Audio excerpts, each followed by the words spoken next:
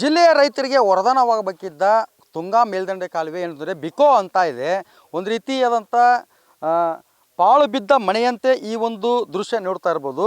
ಅಂದರೆ ಲಕ್ಷಾಂತರ ರೂಪಾಯಿ ಕೋಟ್ಯಾಂತರ ರೂಪಾಯಿ ವ್ಯಯ ಮಾಡಿ ಸರ್ಕಾರ ಏನಂತಂದರೆ ಈ ಒಂದು ತುಂಗಾ ಮೇಲ್ದಂಡೆ ಯೋಜನೆಯನ್ನು ಜಾರಿಗೆ ತಂದಿರುವಂಥದ್ದು. ಅಂದರೆ ಶಿವಮೊಗ್ಗದಿಂದ ಇತ್ತ ಹಾವೇರಿ ಭಾಗದ ಮುಂಭಾಗ ಬರ್ತಕ್ಕಂಥ ಜಿಲ್ಲೆಗಳಿಗೆ ಅನುಕೂಲವಾಗಲಿ, ರೈತರ ಪ್ರತಿಯೊಂದು ಬೆಳೆಯೂ ಕೂಡ ನೀರಾವರಿ ಯೋಜನೆಯಿಂದ ಕೂಡಿರಲಿ ಅಂತೇಳಿ ಈ ಒಂದು ಯೋಜನೆಯನ್ನು ಜಾರಿಗೆ ಮಾಡ್ತು. ಸದ್ಯ ದೃಶ್ಯದಲ್ಲೂ ಕೂಡ ನೀವು ಗಮನಿಸ್ತಾ ಇರ್ಬೋದು.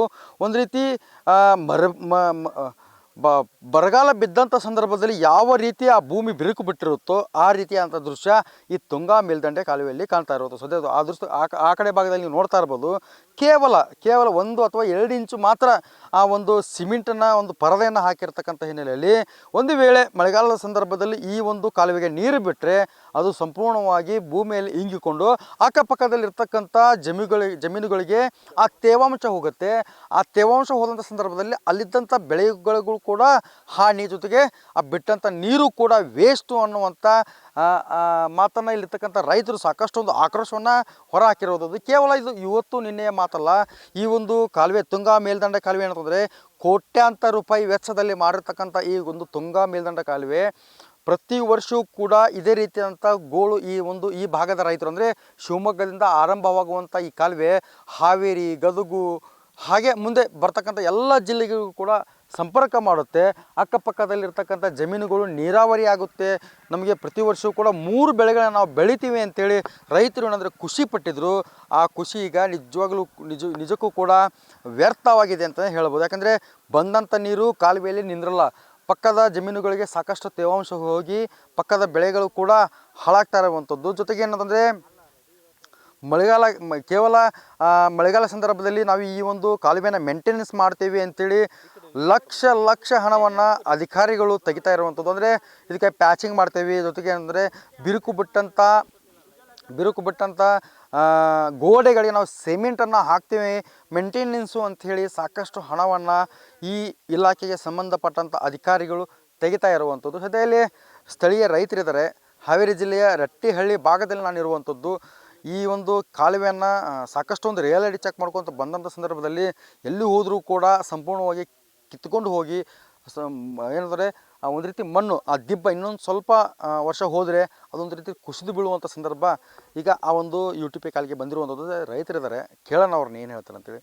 ಈ ಒಂದು ಕಾಲುವೆ ಸಾಕಷ್ಟು ಒಂದು ನಿಮ್ಗೆ ಲಾಭದಾಯಕ ಅಂತ ಅನಿಸಿತ್ತು ಮಾಡುವ ಸಂದರ್ಭದಲ್ಲಿ, ಮಾಡಿ ಆದ ನಂತರ ಇದು ಯಾಕಪ್ಪ ಆಯಿತು ಅಂತೇಳಿ ರೈತರಿಗೆ ಗೋಳು ಹಾಕೋತಿರುವಂಥದ್ದು. ಏನು ಹೇಳ್ತೀರಿ? ಹೌದು ಸರ್, ಅದು ನಿಜ. ಕಾಲುವೆ ಇಂದಾಗಿಂದನೂ ಕೂಡ ಸರಿಯಾದ ದುರಸ್ತಿ ಇಲ್ಲದ ಕಾರಣ ಇವೆಲ್ಲ ನೀರು ಭೂಮಿಯಲ್ಲಿ ಬಸದು ಮಳೆಗಾಲ ಚಲವಾದರೆ ಭೂಮಿಯಲ್ಲಿ ನಮ್ಮ ಎಲ್ಲ ಪೀಕ್ಗಳು ಜೋಗ್ ಹತ್ಕೊಂಡು ಹೊರಟಿದ್ದೆವು. ಸರಿಯಾದ ರೀತಿಯಲ್ಲಿ ದುರಸ್ತಿ ಮಾಡಿ ಅಂತ ಹೇಳಿ ಎಲ್ಲ ರೈತರು ಹೋಗಿ ಅರ್ಜಿ ಕೊಟ್ಟಿದ್ದಾರೆ.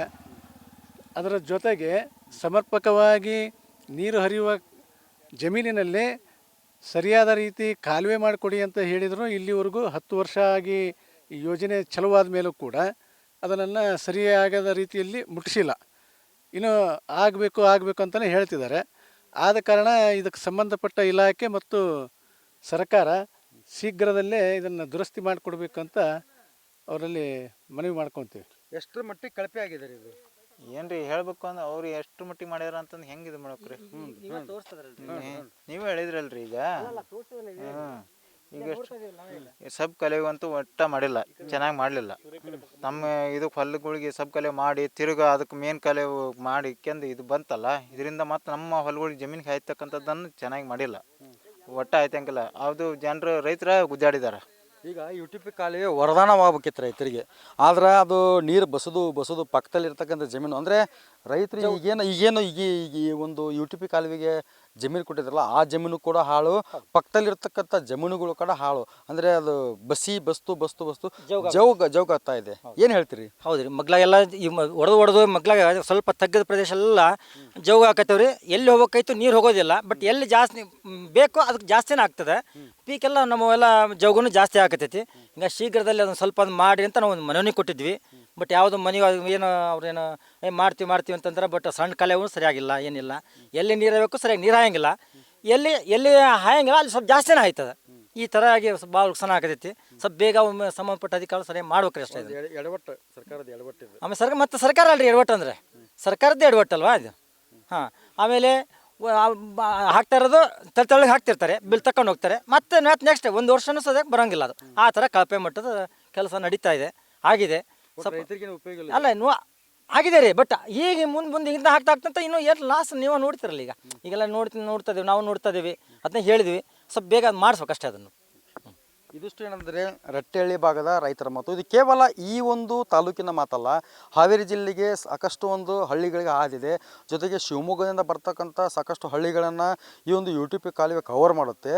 ಆದರೆ ಈ ಒಂದು ಕಳಪೆ ಕಾಮಗಾರಿ ಆಗಿರ್ತಕ್ಕಂಥ ಹಿನ್ನೆಲೆಯಲ್ಲಿ ಇಲ್ಲಿರ್ತಕ್ಕಂಥ ಜಮೀನುಗಳು ಕೂಡ ಹಾಳು, ಪಕ್ಕದಲ್ಲಿರ್ತಕ್ಕಂಥ ಪೀಕುಗಳು ಹಾಳು ಅಂತೇಳಿ ಈಗ ರೈತರ ಆಕ್ರೋಶವನ್ನು ಹೊರ ಹಾಕ್ತಾ ಇದ್ದಾರೆ. ಜೊತೆಗೆ ಏನಂದರೆ ಸರ್ಕಾರ ಜೊತೆಗೆ ಸಂಬಂಧಪಟ್ಟಂಥ ಅಧಿಕಾರಿಗಳು ಈ ಒಂದು ಕಾಲುವೆಯನ್ನು ಸರಿಯಾದ ರೀತಿಯಲ್ಲಿ ಮಾಡಬೇಕು. ಜೊತೆಗೆ ಹಾಕಿರ್ತಕ್ಕಂಥ 1 ಇಂಚು ಆ ಒಂದು ಸಿಮೆಂಟನ್ನು ತೆಗೆದು ನೀಟಾಗಿ ಮತ್ತೆ UTP ಕಾಲುವೆಯನ್ನು ನಿರ್ಮಾಣ ಮಾಡಬೇಕು.